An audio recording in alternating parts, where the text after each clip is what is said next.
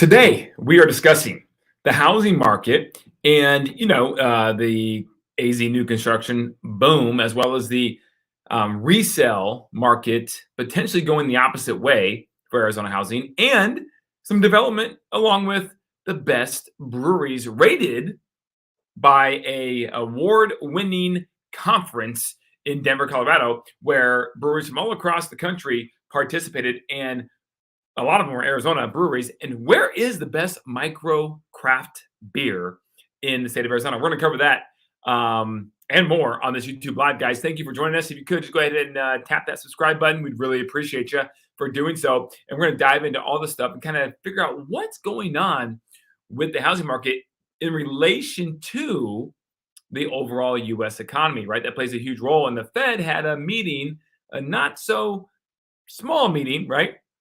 Earlier this week here, and what they decided to do with the rates. They raise them, they not. We're going to cover that, and what's the effect, and why did they choose to do what they did? We're going to cover that and more here, as we always do on this YouTube Live here. So thank you for joining us here today. We're going to jump right in like we always do because we know your time is valuable. So let me share my screen, guys, and we're going to talk about a few things. But first, if you could, just go ahead and let us know where you're watching from. We get a lot of people that comment below after the fact on the replay, or even just DM us directly. And we really appreciate you guys doing so. With any questions you have, we'd be happy to answer them. But also, too, let's make this interactive. If you got any questions, comments, put them in the chat, and we'll do just that. We'll chat about them. All right, so we're going to just jump in and share my screen. The first one here is going to be the Crawford Report. You guys know that we follow the Crawford Report significantly. It is the authority on local housing data for the state of Arizona. So we want to pay for that information to share to you guys for free. And, put a little spin on it, right? A little more entertainment twist, if you will, for this as well. But if you look at this data right here in the Crawford Report, you know that they track the most recent up-to-date data as soon as just an hour ago, potentially, but definitely at least one day ago. Now, this data you're looking at right here on the screen, this is from the Case-Shiller Index, which they still post it, even though we know from the Case-Shiller, you're looking at about a 2 to 3 month lag on the data.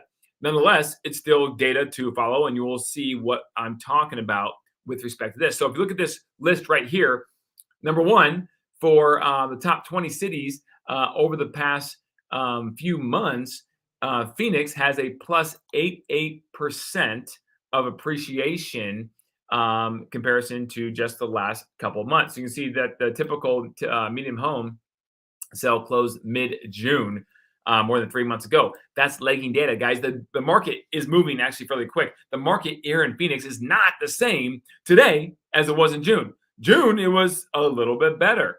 Market cycles, economic news, mortgage interest rates, things of that nature all play a huge role, right? So this is old news to an extent, but yet it's still comparison. So we're going to cover it because Crawford covers it and they feel it's important to do so. Now, that's good news. We're number two.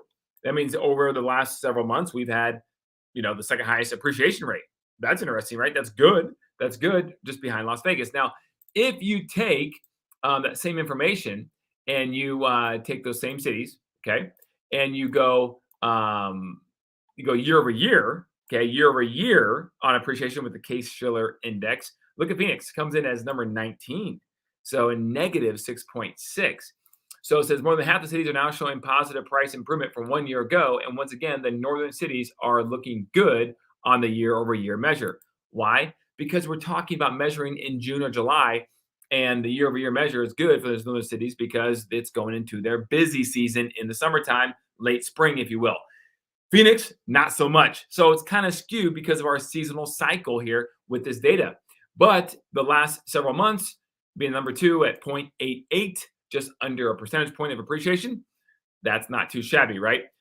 So that's good. Now, let's talk about this. And we're going to talk about data from just yesterday. And we're going to get a little more granular as to what's going on today. You can watch the show from 3 months ago and get that data. So that's not as important as Crawford Report data and the CMI, the Crawford Market Index. So if you look at my screen here now, you look at average days on market. Now, it's interesting. They wanted to point this out because what they said is if you were basing your view on this chart, you would take away the impression that the market is improving for sellers and has been since February. This is not true. The market stopped improving back in June and is getting back in June, Crawford index right here, okay, back in June, and is here we go, and is getting increasingly difficult as inventory starts to build and demand withers in the face of affordability pressures. Yet the average days on market for closed listings continues to fall. Why is that? Over the last 20 years, the average days on market can be seen to respond to market changes, but it usually takes 2 to 4 months behind the times. This makes it worse than useless. So even worse than useless, it is positively misleading when it comes to average days on market. We include the chart because so many people are familiar with the measure and want to know what it is. But we attach no credibility to any signals that it might send out. All the signals are out of date by the time they are received. So, guys, you can see this part here for 2023. You can see right here it's going down. So you assume, oh, days on market are going down. That must mean the market overall is increasing. Not the case. It's a 2 to 4 month lag on days on market. And you can see that to be true with 2022, where it took a little while, then all of a sudden it starts going up. But the market we know started slumping early May.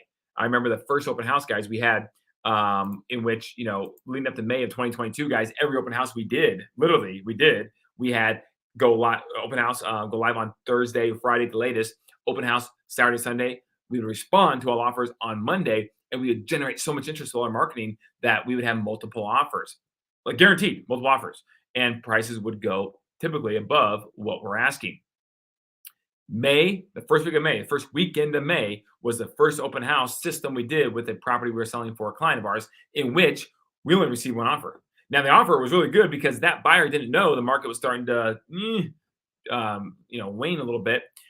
So we were able to actually negotiate this property $100,000 more than what we're asking on this offer, because even though they only offer, they wanted the house and they assumed more offers were coming in, which they ultimately ended up not happening. So that being said, I knew something was up the first weekend of May, being in the trenches, right, selling houses for clients. And then, of course, you can see on this chart, when 2022 starts really going up towards the beginning of July, you're behind about 2 months. So that makes a lot of sense on average days on market. But if I share my screen, I also want to show you guys, okay, that the Crawford Market Index, the CMI. You guys know what that means, and this breaks it down per city. So the CMI, a balanced market, is between 90 and 110. If you look at this chart right here, every single market is at least a balanced market, if not a seller's market by data definition. All right, that's good. That's good. But there's a lot more red on the board than there is green, meaning that the market index, when it comes to supply and demand, is starting to change. More supply is starting to come on the market in these cities, and yet demand is staying the same approximately, or maybe even decreasing a little bit, causing that the change of the supply and demand to go down and the CMI to go down.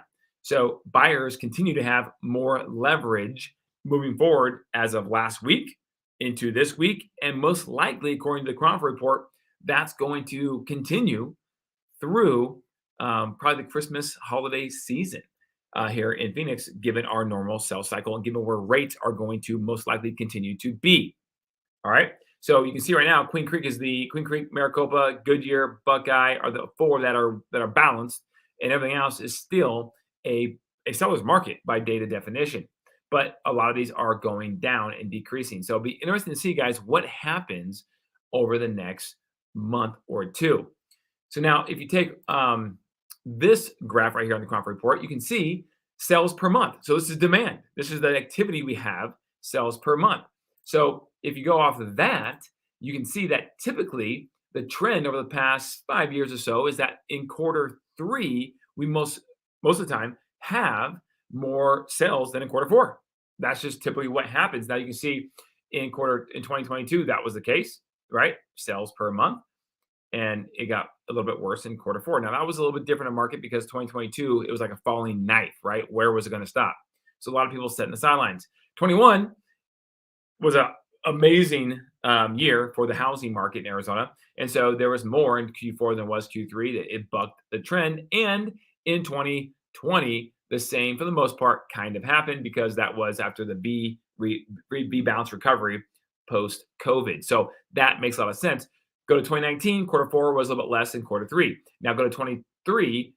We're in quarter three right now. You see where it's at. And look at September compared to August, guys.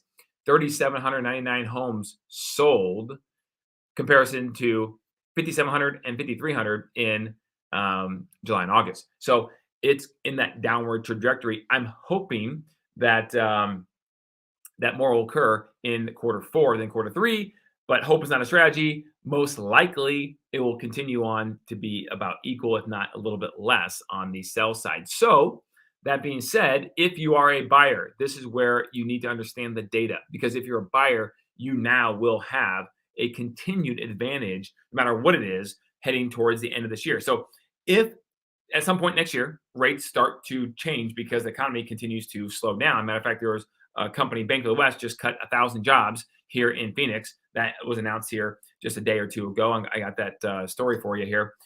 So, and that's just one of many employers that are starting to cut jobs, because that's exactly what the Federal Reserve wants. They want the unemployment rate to increase and inflation to slow down, consumer spending to stop or slow down. So that being said, there's a good chance here, guys, if you have the means, the wherewithal to purchase a property coming up, I would strongly consider doing so if that works for your situation. You have the ability at this point to dictate terms more. You have the ability to get the best terms possible. Maybe you're not going to get a boatload of money off the price. Maybe you will. We would love the opportunity to chat with you about that, and we do a phenomenal job of posturing and positioning when it comes to negotiation of your future property. But the terms are huge, especially when it comes to rate buy downs and getting the seller to pay for them. That's huge, guys. We're talking tens of thousands of dollars potentially going towards you out of the seller's pocket to get that interest rate bought down for the course of 1, 2, or 3 years before hopefully rates will hopefully come down a little bit more in the future and then you can refinance. But even if rates don't come down and you cannot refinance in the next 1 to 3 years, it still gives you some reprieve for free the seller's paying for, because that gives them the ability to sell their house. Now, put yourself in the seller's shoes, guys. Is it cheaper if you're selling a house for $500,000, let's say? Would it be cheaper potentially to offer $10,000 for a buyer to get a 2-year buy down of their rate? Okay, because that's maybe what it costs, $10,000.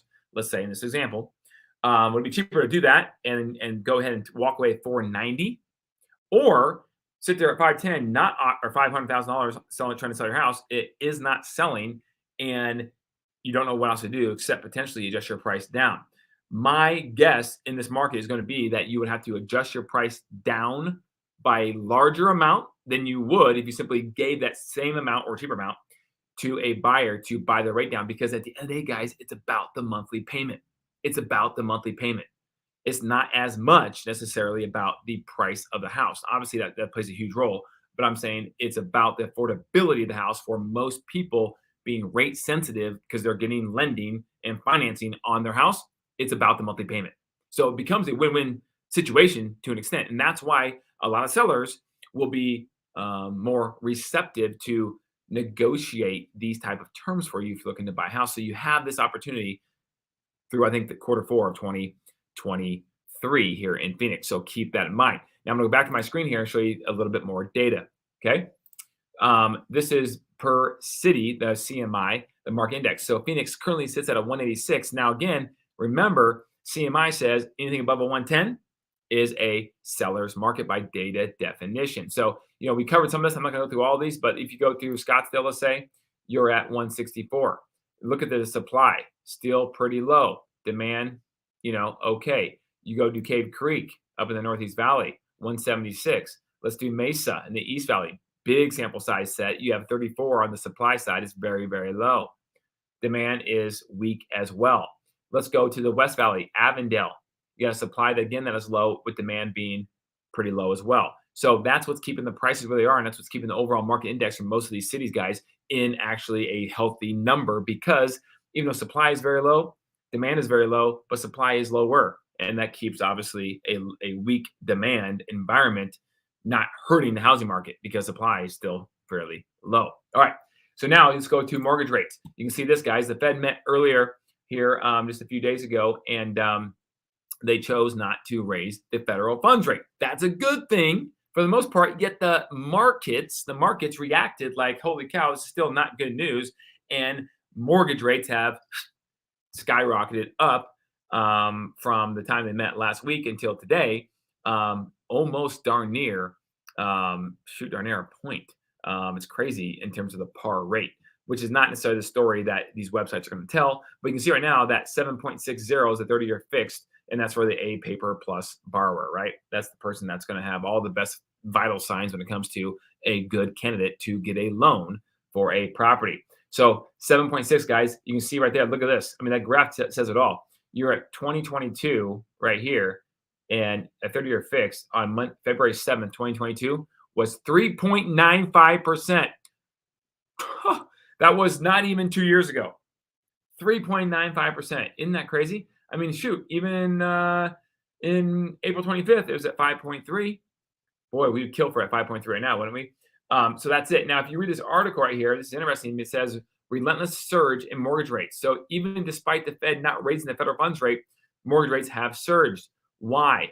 Underlying reasons for that weakness are a matter of debate and confusion. Some point to comments from Fed speakers or a delayed reaction to the economic data, but there are good reasons to be skeptical on both explanations. One of the only things that can't be disproven right now is the sense that the entire bond market has acquiesced to the notion of interest rates being higher for longer and simply can't reach the higher destination all in one go. So, guys, understand what it's saying.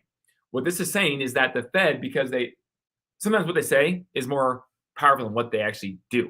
And this situation, what they said is that they see an environment, a path, a situation in which maybe, just maybe, they don't even see rates coming down, even remotely significantly until 2025.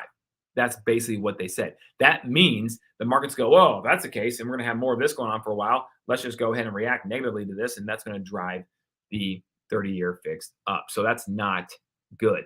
So we'll see what happens. We need some more positive economic news to come out at some point here. Maybe a higher unemployment rate on the jobs report. These kind of things, which it seems counterintuitive because that's bad if less people are working, but yet it's good because maybe rates will come down and put people back to work. It's this inverse correlated effect. It's interesting, right? So that's the mortgage rate side. Now, if you go over to Yahoo Finance, they have some interesting stuff. They're talking about the government shutdown potentially that's looming, which, by the way, that is looming if you guys weren't aware of that. But interesting here, look at this headline. Credit card data shows U.S. consumers spent less in September, a sign of a slowdown. That's what the Fed wants. They want a slowdown. And you're seeing less credit card spending, okay? New data from B of A showed spending at the bank's credit cards decreased 0.3% in the week ending September 23rd compared to the same period last year. So reports like this will help the Fed go, oh man, maybe people are starting to spend less. This is good. Maybe we don't have to be so bearish on our outlook in terms of what we're going to say or do when it comes to mortgage rates, okay? So that's part of that deal. Running at altitude. What's going on? Thanks for joining. Appreciate you commenting here. Let's see if we can get your, here's where we go. Get ready. Layoffs coming. The market is about to get really interesting. Yeah, I think you're right. I think this is showing it. This is showing it right here with Yahoo, what Yahoo Finance is saying with credit card spending going down. And I have several articles right here that are talking about, I'm going to show you here in just a second, are talking about layoffs. There's a huge affordability issue and there is low consumer confidence. It's a bad recipe, right? Yeah, bad recipe. I think you're going to see, again, Phoenix being one of those markets where it's going to be, the housing market is where it's going to be a little more resilient than others because of just population growth and job growth, which is good. At the same time, affordability is an issue, and you're going to see some interesting things happen probably over the next quarter and into next year easily. So I appreciate that comment. Thank you very much for saying that because I do feel very similar to an extent. But again, at the same time, my point, guys, is that people do have to live somewhere. Rents are stable, but they're not going down. And I don't think no one's predicting rents to go down either. At the same time, we did a comparison, right, in terms of the median price point in Phoenix right now compared to the median rental price point right now. And if you take in an average down payment of 10%, well, 10% is kind of low, but if you do 10%, okay, and you throw in taxes and insurance and the whole 9 yards with your payment, you're looking for that same house. You're looking around a difference about $600 to $700 a month. That's significant to most people's budget. So That being said, rental rates or renting right now would be cheaper. The flip side of that is, what's your exit strategy? What is your exit strategy? Are you looking to potentially, if you buy a house, to stay in it for long term? And if you are, you never know the future, right? But if you are, then that's to be considered, because maybe that higher payment is worth it because you get to build equity and all the benefits with mortgage interest write-offs and deductions that come with owning your house. And of course, just maybe the peace of mind of wanting to be able to do what you want to do with your house when you want to do it. You want to paint the walls, go ahead, do it. It's your house. So there's all those things to consider when it comes to where you're going to live, because people have to live somewhere. All right, I'm going to share my screen again here, and we're going to go back to some more news. So you come over here, and we talked about the Case-Shiller Index. This headline says right here, Metro Phoenix home prices back on the rise as builders make the most of strange market conditions. This is true, because what they're saying is they're taking this Case-Shiller Index right here, that home prices were down 6.6% year over year, but they're inching back up through June, lagging data. We know right now that it's starting to curtail and potentially soften up already. So, but what they're saying is that the home builders are benefiting, right? This is a good headline right here, because they are. They're able to offer, owning their own mortgage companies, et cetera. They're able to offer rate buy downs. They're just giving them, right? You buy this house of ours, you get our financing through our mortgage company, we'll automatically give you a 2-year rate buy down, let's say. So if your interest rate's 7.5%, you'll get 5.5% the first year, 6.5% the second year. And so people are signing up for that. Plus, everyone loves new construction. So there's a lot of new homes being sold. And that is what this article is about. So it'll be interesting to see how that plays out through the rest of the year. But I think home builders are poised to do very well, even in this marketplace, because two things. Number one, we have a lack of supply issue. Okay, that's pretty obvious. So they continue building. There will be some demand for those houses. Number two, Warren Buffett said so. Now, he didn't come out and say this, but if you follow his actions, Warren Buffett and Berkshire Hathaway just made a huge investment in, I believe, the 3 largest publicly traded home builders.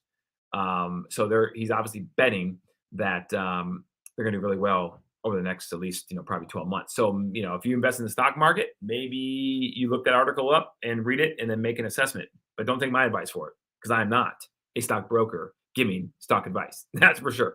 I don't need that.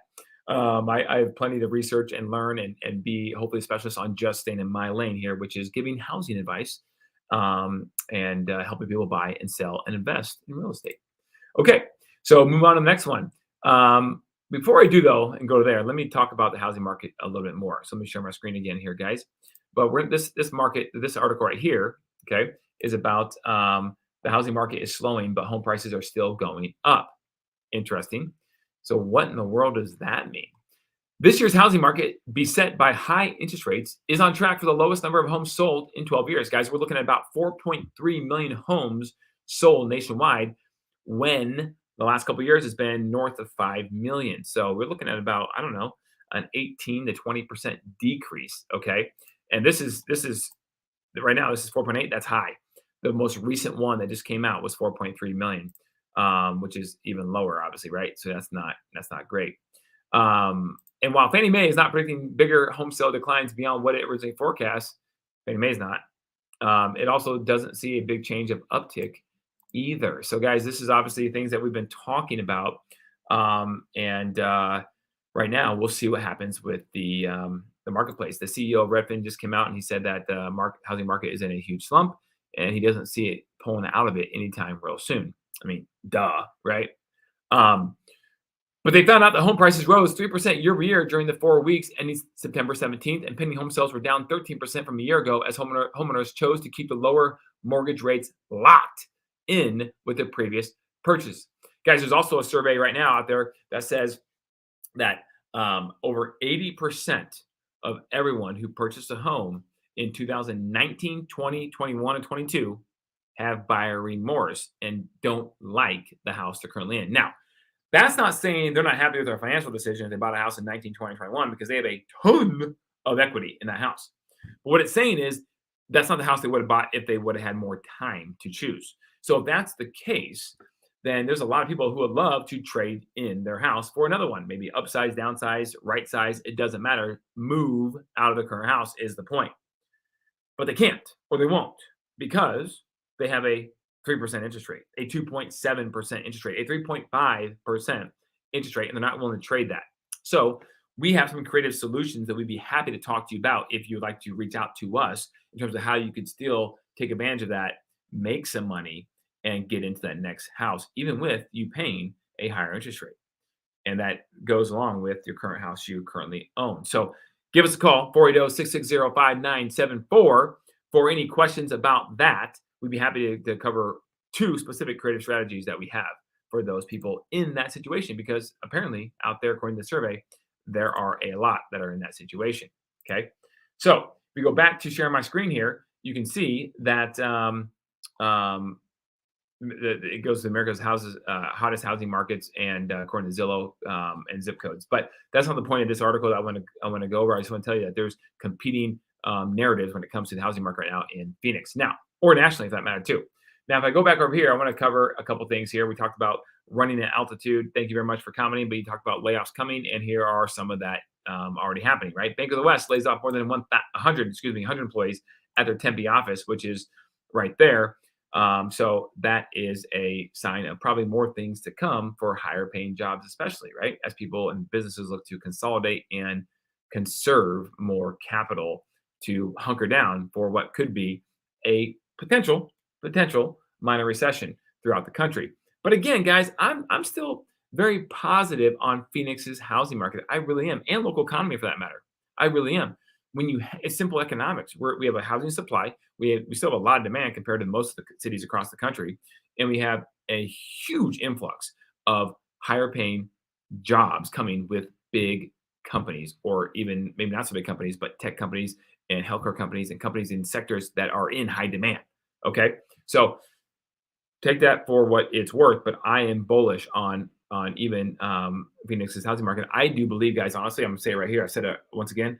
I'm making a prediction right now that Phoenix's housing market will be a net increase from today through the end of 2024 between somewhere 8 to 10% on price point. I know it's probably not what we need, because higher prices means affordability is even worse.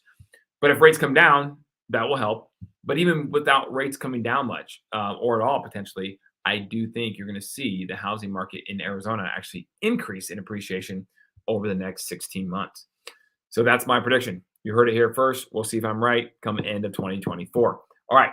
Now, going back here to another development issue. This is interesting. $1 billion Cracker Jacks redevelopment project gets first approval in Scottsdale. Okay. This is awesome, guys. This is an old driving range. Topgolf came in, and obviously that took that over, right? That segment. But Cracker Jacks had a perfect, huge plot of land right in the center of north central Scottsdale off Scottsdale Road. And this is one of the renderings that we've called before of the park, which is a proposed mixed-use project that the developer is going to do. So this, and you can see again the GPS looking down, or the bird's eye view looking down on this project here, is going to be amazing. Plans call for a 2-acre open space central park, like New York City, in the middle of the development, which is described as the focal point of the park, French park, parquet, right? French word.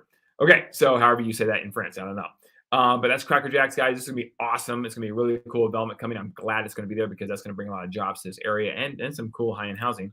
All right, and then we go to a couple other developments here. Now, we talk about layoffs, okay? I had to bring this in for the opposite side, guys. When there is a segment of the industry that is struggling, there's always a segment on the opposite side that is doing well because of the market conditions. Just the opposite, right? And this is one of them. Sports gambling. Oh boy. Yep, they're doing just fine. Whether they're on a Native American reservation or whether they're DraftKings Sportsbook that's about to open up right by the TPC Scottsdale here, golf course, and everything in between. That look at this. That September 27th, Arizona bettors waged more than $323 million on sports in July. And that's in July, guys. Think about now, a football season. July, there was no football, right? Think about now. I don't know what it is right now, but holy cow, that's a lot of money, right? So sports books, sports betting is flourishing, while other industries might not be doing so hot in this economy. All right, so let me go to a few more articles, guys, and we will end and be done here shortly. We're almost on our time. But guys, look, check this out. Valley Luxury Home Builder makes a splash with over-the-top backyard amenity. Guys, check it out. in a home, a single family home, luxury home, big home, backyard. The backyard wake surfer developed by a Valley entrepreneur combines the fun of wakeboarding with a luxury pool. Now that's what I'm talking about. The patented product functions as a wake simulation pool that flows into a custom pool to catch riders as they finish. Now I don't know what this is going to cost, but sign me up for this deal, right? Extreme Wakeboard Pools LLC. That's what it's called. And there's a good picture of it. Look at that. Check that out, guys. That is so cool. That is so cool. I bet it's not cheap, but it's cool. If I can get a price on here, was there a price on this one? I don't know. I read this a while ago. Um, don't know, but we'll keep you informed, guys. As more of this comes out, we'll keep you informed on what it might cost. Or if you want to know, just DM us and we'll get the information for you. I'll call this guy. The NFL player turned luxury home designer. Okay, pretty darn cool. So this guy, Dylan Cousins, played a defensive end for the Denver Broncos, and he's Chaparral high school product right here. Okay, Lori, what's going on? I want that pool. Me too. I mean, who wouldn't, right? Wakeboarding in your own backyard? Are you kidding me? Without having to go to the lake and get like, I don't know, all the algae on you, right? Whatever's in the lake, all that fun stuff. All right. So I digress. But here we go, guys. A couple more things and we're out of here. So Scottsdale will pay local hotel to open temporary housing for unhoused seniors, families with children, guys. So again, City Council proposed about $500,000 to house people in here. Now they say this is not for people who have drug addictions or are not citizens of the state of Arizona or the country of the U.S., obviously. But who knows what the oversight on that is. But it's a lot of taxpayer money going to house people. And it's noble in concept because it talks about people who are just, having a hard time getting back on their feet, maybe single parent homes that fell upon a hard time. And it's not permanent, it's temporary. So we'll see how that plays out. But needless to say, there's a whole segment of the population that's not happy about this. So they want to keep Scottsdale, what Scottsdale's always traditionally been, more upscale, more Western, more small. And of course, that doesn't fall in line with that in their opinion. So that's what it is, guys. But keeping you appraised on what's going on. So I don't really know where the Independence 47 Hotel is, but you could Google it. I don't know exactly where. Oh, here it is, right here, 7300 North Pima Road. Okay, that's where it is. So apparently they're going to go through a major renovation here in about a year or so. So they're going to use it until that renovation starts to occur for temporary housing. So there you go. All right, two more things, guys. Micro beer, right? Craft beer. This is what I'm talking about. I love a good craft beer, guys. I can't drink like just the Coors Light and all that stuff. I just can't, if I'm going to have a beer, I like to have it, full of some taste, right? So here you go. If you want the good award-winning breweries in Arizona, here you go. Where are they? Who are they? 5 Arizona craft breweries took home a total of 6 medals from the prestigious Great American Beer Festival over the weekend in Denver, Colorado. Okay. The top award in the state went to Gilbert-based Flying Basset Brewery, which took gold medal for its citrus snack beer in the contemporary ghost category. The Grand Canyon State's 2 silver medals went to breweries outside the valley. Tucson's Basin Plus Range took the contemporary silver medal with its Bloom beer. And from Flagstaff, I love Flagstaff Lumberyard Brewing. Yes, sign me up. They are fantastic. Their tap room and grill got a silver for its Railhead Red beer for its extra special bitter category. All right, there are 3 bronze medals. Okay, gotta notate the bronze too. Gold, silver, bronze. Went to Phoenix-based Wren House Brewing Company. Picked up 2 of them. And one for its Hooks and Done beer in the extra special bitter category, and the other for its Blue Quad Roller Skates beer in the juicy, now this is my kind of category, juicy or hazy Imperial IPA category. So I will definitely be trying this Blue Quad Roller Skates beer for sure in the juicy or hazy Imperial IPA, because that's kind of my jam. So it's pretty cool. Other Arizona bronze medal went to Scottsdale-based Faith Brewing, guys. This is right here in Scottsdale, right off of Shea. They have a location which is honored in American Sour Ale category for its Faith Single Hop Sour Beer. Wren House is Arizona's 9th largest brewery. Lumberyard is the 10th largest, and Fate Brewing is the 17th largest brewery, according to the Business Journal's research. So that's pretty cool, guys. And here's the top largest breweries. Okay, you have Santan Brewery, number 1, Huss Brewing, number 2, and Mother Road Brewing number 3, which I believe Mother Road is in Flagstaff as well. And Santan is down in the Chandler area, so downtown Chandler. So pretty cool, guys, that Arizona has some really good craft breweries to check out if you come visit, or if you're here and just want to just go hang out on a weekend evening, go grab that and check it out. Last but not least, guys, our beloved Sun Devils. Now, you guys know I'm a Nebraska fan. I played football at the University of Nebraska, and so I will root for the Cornhuskers all day long. And it's been a long couple decades. They've been marginal, right? So it's been tough. But hopefully, they're going to turn it around with Matt Rule as their head coach. However, I do root for the ASU Sun Devils as well because they are a hometown team. And you guys know about the NIL, name, image, and likeness deals, okay, that now athletes in all colleges can get paid based upon their name, image, and likeness. And in terms of if they're a more high profile person, they get paid more, right? So, you guys probably heard about this. Arizona State freshman quarterback Jaden Rashada, he was a decommit from the University of Florida, and he actually had a $13 million NIL deal supposedly in the works that got canceled somehow. And so he transferred to Arizona State, and Tempe-based State Bicycle Company has picked up him as one of their sponsors, if you will. And what they're saying is that it creates a win-win. They're saying that the athletes benefit, but also the business does too. Around Tempe, local businesses are using their marketing budgets to sign the university's athletes to endorsement deals, And by getting into the NIL game, the businesses are receiving attention like never before. Tempe-based State Bicycle Company has NIL deals with many athletes from both ASU and around the country. That's interesting, right? So that's one of them. And again, here's the 13.5 collective deal, that $1 million deal this guy had before even playing a down of football in Florida. But apparently it fell through, didn't get it, and so he transferred to Arizona State. So I don't know what this deal is worth for Rashada with this bicycle company, but I'm sure it's probably a decent amount of money. So guys, this is how college players are being paid now. So I thought it's an interesting, wrinkle to our YouTube live channel, but and presentation. But guys, comment below. Let me know. Do you think college athletes should be getting paid? And if so, how? This way or some other way?